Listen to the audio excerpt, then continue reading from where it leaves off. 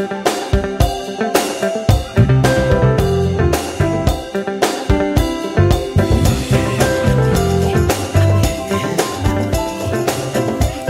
right, welcome back. It's 9 minutes before the top of the hour, and thank you so much for staying with the special edition of Morning Live, of course, dedicated to our struggle icon, Stephen Biko. Now, anti-apartheid activist Steve Biko has deep footprints in the Northern Cape. Documented proof indicates that Biko had close ties with friend and comrade, the late Reverend Stanley Ntwasa. Ntwasa was banished from Kimberley following his involvement with the Black Consciousness movement.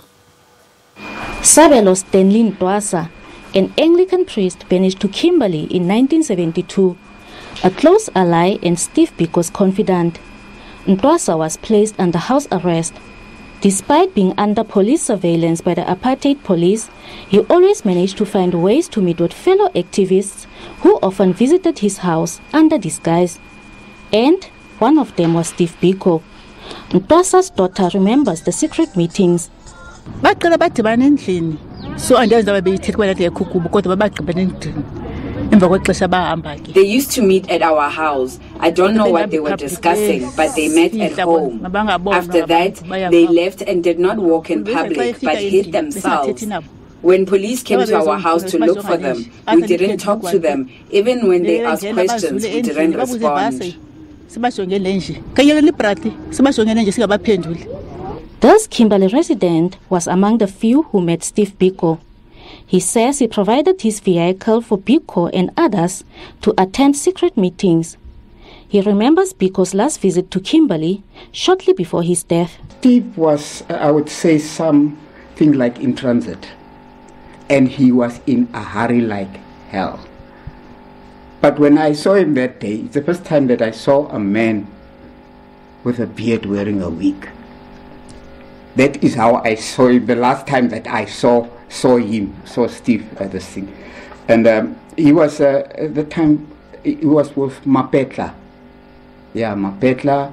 They were on their way to I don't know where. When he came to Kimberley, he used to leave the organization's car, which was at the time a moss green Biko. Used to leave it at my house, and then they would drive off with my van.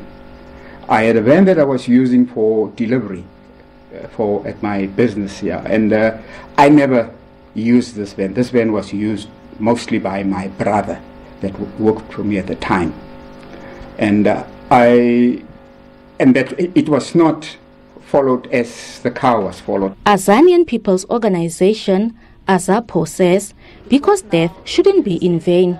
If we look back what Steve Biko has done, and those who were with Steve Biko who understand, actually it didn't come just in here. It was something that was research to come with the theory of black consciousness. So therefore, I still feel that we have lost a martyr, somebody who was there to bring all of us together.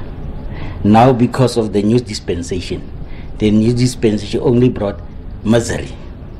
It was only to brought people who were in exile and people who were in Robben Island to get free.